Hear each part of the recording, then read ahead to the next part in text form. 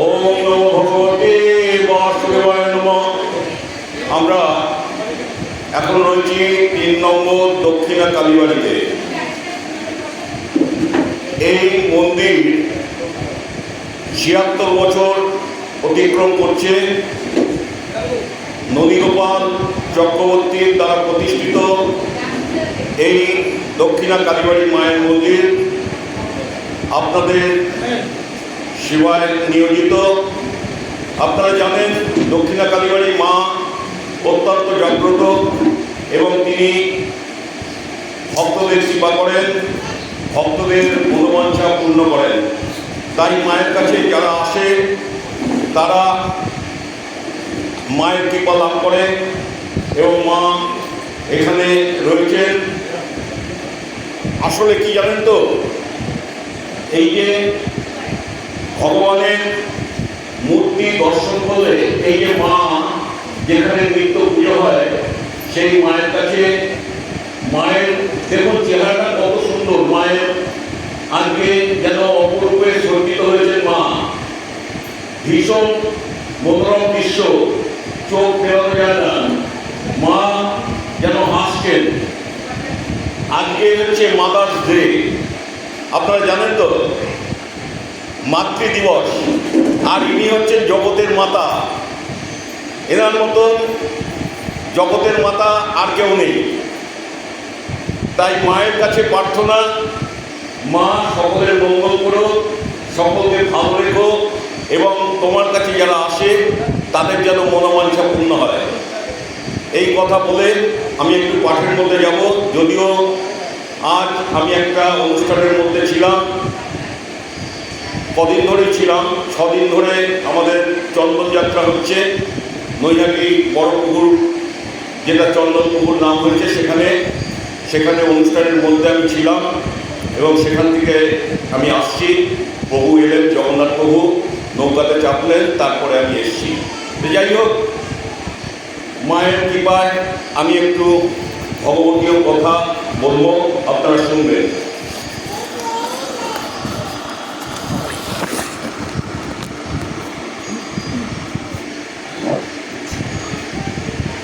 মা কৃপাময়ী, মা মঙ্গলময়ী,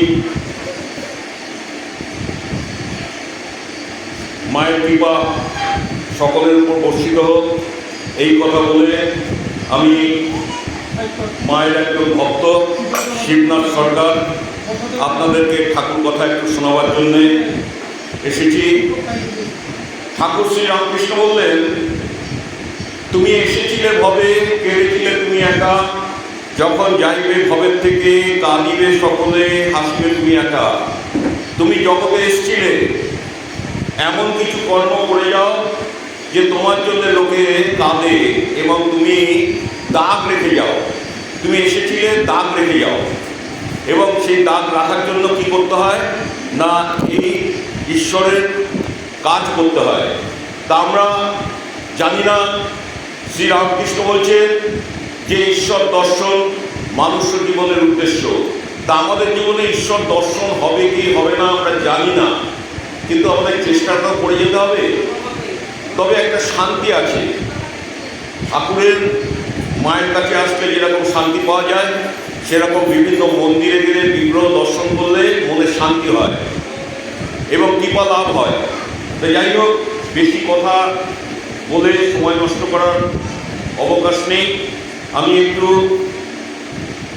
গীতার ধ্যান করে নিচ্ছি, তারপরে একটা গীতা অধ্যায় করব, তারপরে যেরকম হবে। তার কারণ অনেকক্ষণ ধরে যারা অভিবাস কীর্তন করবেন ওনারা এসে গেছেন এবং অপেক্ষা করছেন। আমি ওনাদেরকে আবার অনুষ্ঠানের সুযোগ করে দিতে হবে, তাই আমি সরাসরি গীতার মধ্যে যাচ্ছি। এই ঘন্টাটা যদি একটু ঘন্টাটা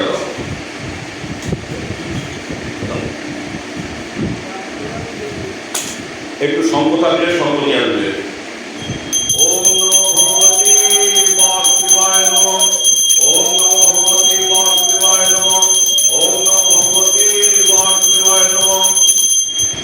নারায়ণং নমস্কৃত্যং নরস্যৈব নরোত্তমং দেবীং সরস্বতী ব্যাসতয়া মুদ্রায় তমেব মাতা চ পিতা তমেব বন্ধু সখা তমেব বিদ্যাং দবিরং তমেব সর্বং মম দেব দেব। আজ আমরা গীতার একটু ধ্যান করে দেব। ও ভগবতাং নারায়ণং স্বয়ং ব্যাসং প্রকৃতাং পুরাণং মহিমাং মধ্যমা ভরতাং অদ্বৈতাং ঋতবর্ষিণাং ভগবতী অষ্টদশাধ্যায়িনাং অমৃতং তমনং সন্দর্ধামি ভগবদ্গীতে উপদেশিনা।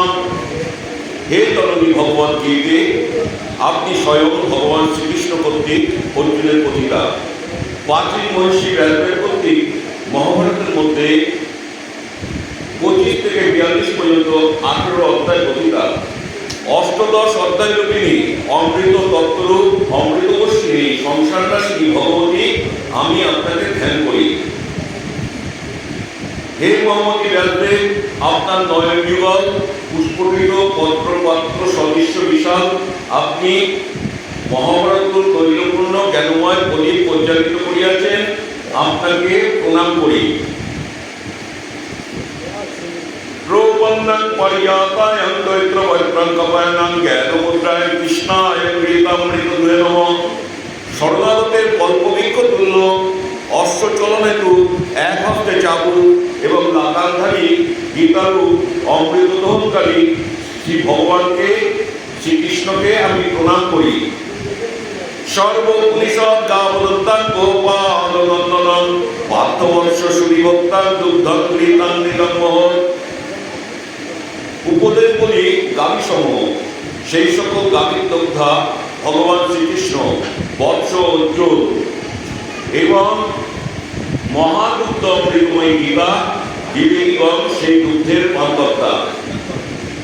বসুদেবং সুতং দেবং কংসচানুর্নমর্দনং দেবকী পরমানন্দং কৃষ্ণ বন্দে জগদ্গুরু। কংস এবং চালু নামক দৈত্যদয় বিনাশী জননী দেবকী পরমানন্দদায়ক বসুদেব পুত্র জগদ্গুরু ভগবান শ্রীকৃষ্ণকে আমি প্রণাম করি। ভগবান শ্রীকৃষ্ণকে আমি প্রণাম করি।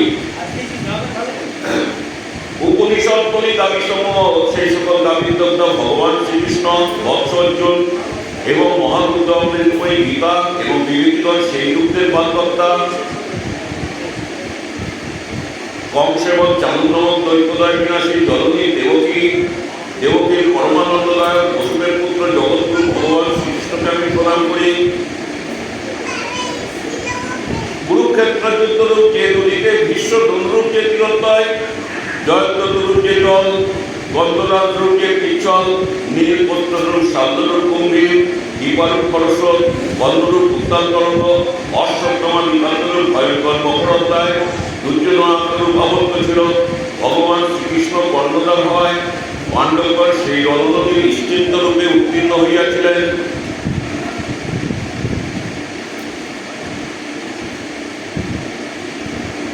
পরাশর পুত্র ব্যাসদেবের বাক্যরূপ সর্বজ্ঞত হরিকথা প্রসঙ্গ দ্বারা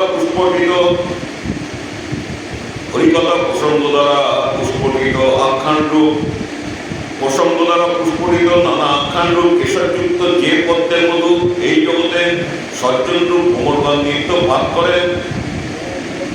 পান করেন। কলিগুলো নাশক গীতারূপ তীব্র গন্ধযুক্ত সেই মহাভারত রূপ সেই পদ্মাবদের কল্যাণের কারণ হোক। মুখ অকরণী বাচনং পঙ্গুম লঙ্ঘ বেঙ্গে যত কিংবা তমহং বন্দে পরমানন্দ মাধব। যাহার কিংবায় বাকশক্তি বাগ্মী হয় এবং পঙ্গু গিরি পর্বত লঙ্ঘন করিতে পারে, আমি সেই পরমানন্দ স্বরূপ মাধবকে বন্দনা করি।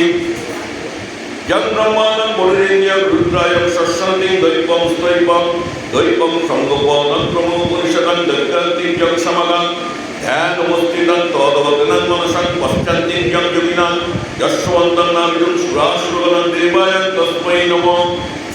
ব্রহ্মা বরুণেন্দ্রিয় রুদ্র এবং মরুদ্গণ দিব্যস্তরা যাহার স্তব করেন, সমকায়গণ অঙ্গ এবং পরিক্রম উপনিষদ দ্বারা যাহার মহিমা দান করেন, যোগীগণ ধ্যানে তদগত চিত্ত হইয়া যাহাকে দর্শন করেন এবং দেবাসুরগণ যাহার চরণতত্ত্ব অবগত নয়, সেই পরম দেবতাকে আমি প্রণাম করি। ওম নমো ভগবতে বাসুদেবায় নমঃ। ওম নমো ভগবতে বাসুদেবায় নমঃ। ওম নমো ভগবতে বাসুদেবায় নমঃ। শ্রীমদ্ ভগবদ্ গীতা গীতার ধ্যান সমাপ্ত হইল। আমি গীতার ধ্যান করলাম এবং একটা অধ্যায় পাঠ করব। আমরা একটু আমাদের গীতা কি, গীতা হচ্ছে ভগবানের অমৃতময়ী বাণী। তার কারণ ভগবান যখন অর্জুনের রথের সারথি হয়েছে এবং যখন কুরুক্ষেত্রের যুদ্ধে অর্জুনকে নিয়ে যখন রথের সারথি হয়ে ভগবান কুরুক্ষেত্রের যুদ্ধে হাজির হয়েছেন, তখন অর্জুন বললেন, হে সখা, আমাকে তাদের সহিত যুদ্ধ করতে হবে, আমি একটু অবলম্বন করি এবং আমি দেখি কাদের সাথে যুদ্ধ করতে হবে। তখন ভগবান শ্রীকৃষ্ণ বললেন যে ঠিক আছে। তখন ভগবান অর্জুন বললেন যে তুমি এই রথ নিয়ে উভয়পক্ষীয় সেনাদলের মধ্যে রথ স্থাপন করো, আমি এদেরকে অবলম্বন করি।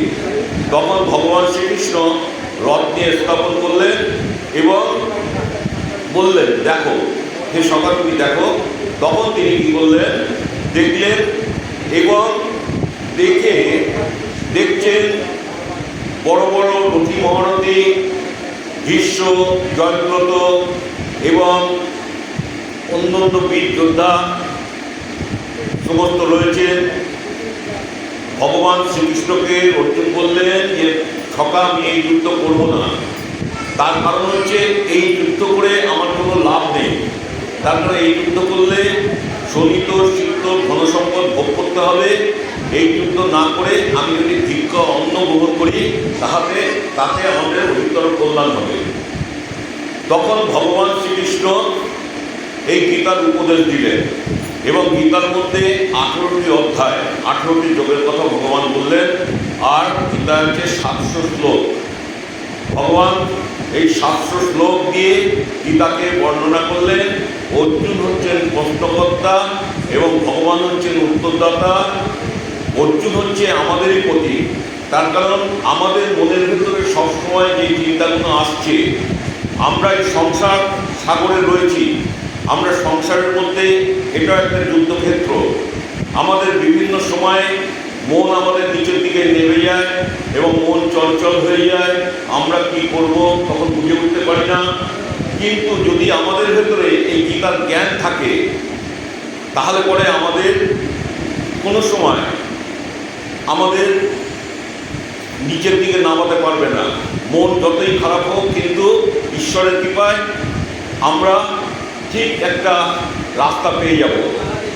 কিন্তু যদি এই জ্ঞানটা যদি না থাকে, তখন আমাদের বিভিন্ন রকমভাবে আমরা বিপদে চালনা হতে হবে আমাদেরকে। দেখুন, মানুষের হতাশাগ্রস্ত হয়ে মানুষ অনেক কর্ম করে নেয় যেগুলো করা উচিত না। আমাদের শাস্ত্র বলছে 84 লক্ষ জনি করিয়া ভুবন, তবে হয় মানব জনম। মানব জন্ম মানে শ্রেষ্ঠ জনম। সেই জনমকে আমরা হেলায় যদি হারাই, আর হয়তো মানব জন্ম নাও হতে পারে। যাই হোক, আমি গীতা পাঠের মধ্যে রয়েছি। একটা গীতায় আমি 12 অধ্যায়, মানে যেটা ভক্তিযোগ, সেটা আমি একটু পাঠ করি। তার কারণ ভক্তিযোগ হচ্ছে আমাদের সহজ এবং ভক্তিযোগে ভগবানকে তাড়াতাড়ি পাওয়া যায়।